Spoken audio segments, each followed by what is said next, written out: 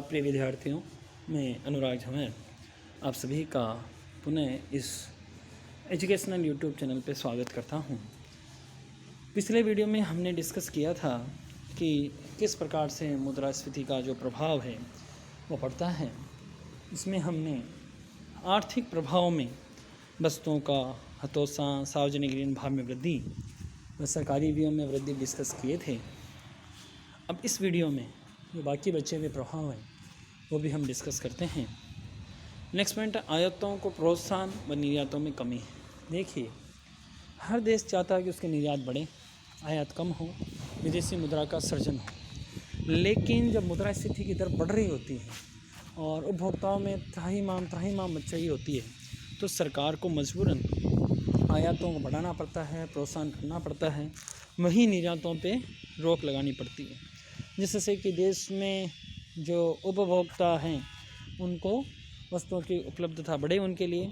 लेकिन इसके कारण से, आयातों को प्रोत्साहन करने से, निर्यातों में कमी कारण से जो हमारा विदेशी व्यापार घाटा है वो बढ़ता हुआ चला जाता है और जो हमारी अर्थव्यवस्था में घाटा है वो भी बढ़ता है और इसका असर हमारी अर्थव्यवस्था पर नकारात्मक रूप से पड़ता है।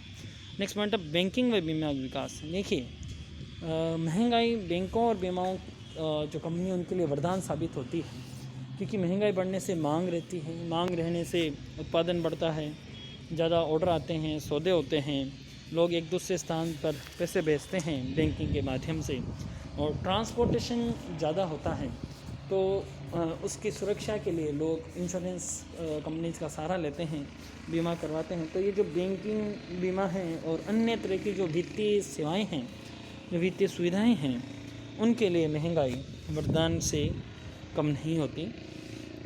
नेक्स्ट है धन का पुनर्वितरण।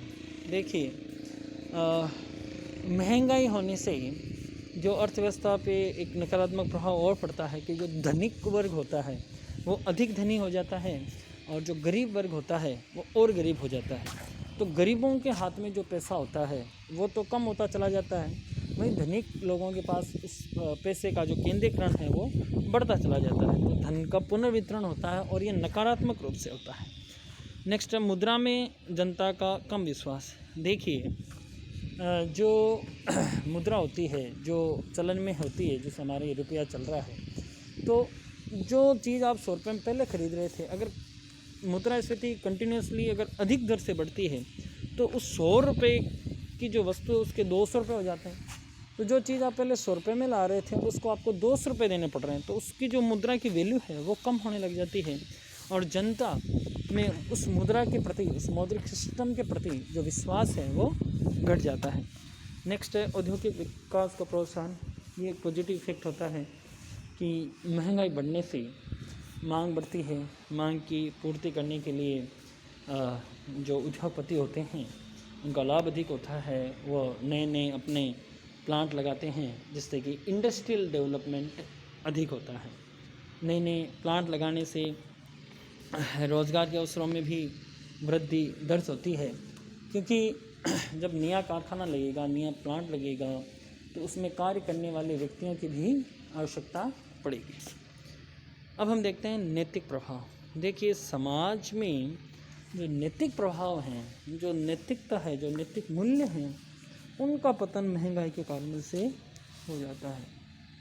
देखिए, हमने बहुत बार सुना है कि जो ये नैतिक बातें होती हैं कि सत्य बोलना, दूसरे के धन की रक्षा करना, दूसरों से सम्मान बात करना, ये तभी संभव होता है जब पेट भरा हुआ हो, जब आदमी भूखा होता है, सहायता के लिए मांग करता है, पूरा अपने दिन भर मेहनत करने के बावजूद भी वो अपने लिए, अपने परिवार के लिए जो आवश्यक वस्तुओं को नहीं जुटा पाता, तो फिर वो इन नैतिक मूल्यों का पतन करके वो चोरी, हत्या, लूटपाट, अपहरण इत्यादि जो अपराध हैं, जो नैतिकता के पतन के कारण होते हैं, इनमें संलग्न हो जाता है।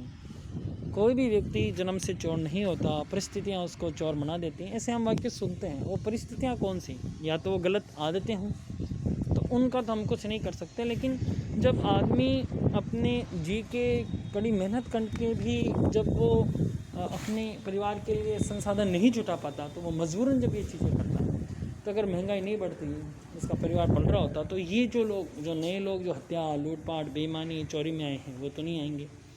वहीं दूसरी तरफ जो व्यापारिक वर्ग है, जो कि लोभ ज़्यादा कर रहे हैं, हर व्यापारी ऐसा नहीं होता, लेकिन कुछ व्यापारी भी ऐसे होते हैं जो कि इस महंगाई के दौर में मुनाफा वसूली में लग जाते हैं, सस्ती चीज़ को महंगे भाव में बेच देते हैं।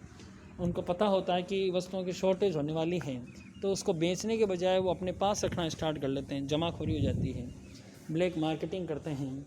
जो अपने लोग हैं उनको माल दे देते हैं, दूसरे व्यक्तियों को माल की मना कर देते हैं। जो सरकारी कर्मचारी हैं या ऐसे पदों पे जो लोग बैठे हैं, जिनके पास एक डिसाइसिव पावर है, एक महत्वपूर्ण निर्णय लेने की क्षमता है, वो लोग रिश्वतखोरी में लग जाते हैं कि भैया सब लोग ही जब नैतिकता का त्याग कर रहे हैं, तो हम पे कोई ठेका तोड़ी है नैतिकता का। तो इन चक्करों में लोग अपनी नैतिकता का त्याग करके जो कर्मचारी वर्ग है वो रिश्वत लेने लग जाता है। जो उत्पादक व्यक्ति है, जो उत्पादन कर रहा है, वो मिलावट करने लग जाता है। हमने देखे हैं काली मिर्च में लोग पपीते के बीज की मिलावट कर देते हैं, मिर्च में नमक की मिलावट कर देते हैं, रंगों की मिलावट कर देते हैं। तो ये जो चलन चल रहा है ना, कि मतलब आप खरीद तो कुछ और रहे हो और आपको मिल रहा कुछ और है, वो लालसा इसलिए बढ़ जाती है कि भाई 5 किलो दूध हुआ है, अब मार्केट में रेट 50 है, दूध की कीमतें बढ़ रही हैं 60 हो गई, तो उस व्यक्ति को लगता है अगर मैं 1 किलो पानी मिला दूँ तो मेरे को तो 60 रुपये की इनकम और हो जाएगी, तो वो दूध में पानी की मिलावट कर देता है, नकली दूध बनाने लग जाते हैं। तो ये जो चीज़ें हैं वो नैतिक पतन के कारण हुई है, और ये नैतिक पतन महंगाई के दुष्प्रभावों में शामिल है। नेक्स्ट है राजनीतिक एवं सामाजिक प्रभाव।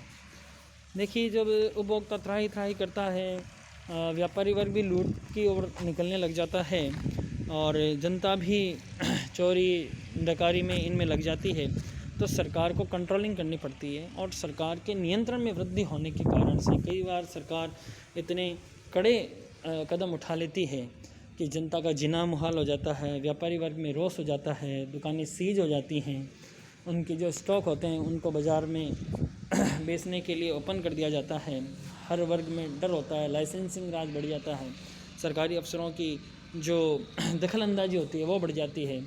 इन सब चीज़ों से सरकार जो ओपन मार्केट का वादा कर रही होती है उसके अगेंस्ट में ये कार्य होने लग जाते हैं। सरकार जनता की सुन नहीं रही होती, जनता पीड़ित है, तो सरकार के प्रति विद्रोह हो जाता है।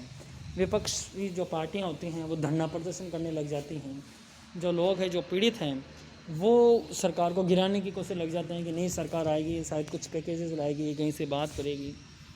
जो उद्योग होते हैं वहाँ पे तालाबंदी हड़ताल हो जाती। देखो, मैंने आपको कहा कुछ श्रमिक संघ होते हैं जिनमें बार्गेनिंग पावर होती है और कुछ में नहीं होती। तो जब उद्योगपति उनकी नहीं सुन रहे होते हैं तो फिर वो लोग तालाबंदी कर लेते हैं, हड़ताल करने लग जाते हैं अपनी वेतन वृद्धि के लिए, और इन सब के कारण से औद्योगिक अशांति बढ़ती है।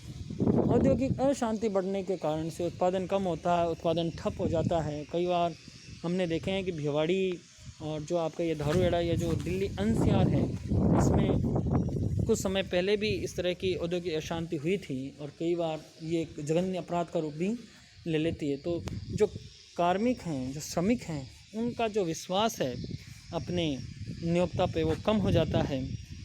अब हम देखते हैं मुद्रास्फीति और आर्थिक विकास। देखिए, ये मैं आपको स्पष्ट कर दूं कि मुद्रास्फीति के जो हमने प्रभाव देखे हैं उसमें से खट्टे मीठे प्रभाव हैं, कुछ अच्छे भी हैं, कुछ बुरे भी।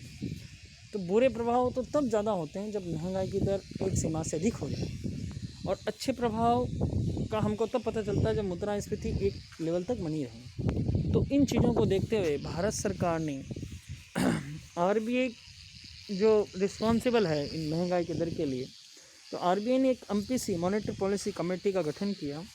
उस कमेटी ने ये रेट तय कर रखी है कि जो हमारी आइडल रेट हो, जो हम चाहते हैं कि हमारी की महंगाई दर बनी रहे ताकि हमको मुद्रास्फीति के जो फ़ायदे हैं वो मिलते रहें। तो उन्होंने तय कर रखी है कि भाई प्रतिवर्ष जो हमारी दर है वो 4% रहे, मतलब 4% की दर से हमारे वस्तुएं हैं वो महंगे होते रहें या महंगाई की दर बढ़ी रहे। और ये जो दर है इसमें इन्होंने एक और कर रखा ±2%, मतलब 2% कम या 2% ज़्यादा भी हो सकती है। तो बॉर्डर रेंज जो है, जो एक विस्तारित जो इसका है वो है कि 2 से 6% के बीच में भारत में महंगाई दर बढ़े, ताकि हमको उसके मुद्रास्फीति के फ़ायदे मिलें और उनके दुष्प्रभावों से हम बचे रहें। तो आज के लिए बच्चों इतना ही। आपके लिए असाइनमेंट है कि जो मैंने भी आपसे डिस्कस किया, MPC मॉनेटरी पॉलिसी कमेटी, मौद्रिक नीति समिति, उसके बारे में आप सर्च करें। मौद्रिक नीति समिति क्या होती है, किसने इसकी रिकमेंडेशन दी थी, क्या इन्होंने सुझाव दिए हैं। आज के लिए इतना ही। धन्यवाद।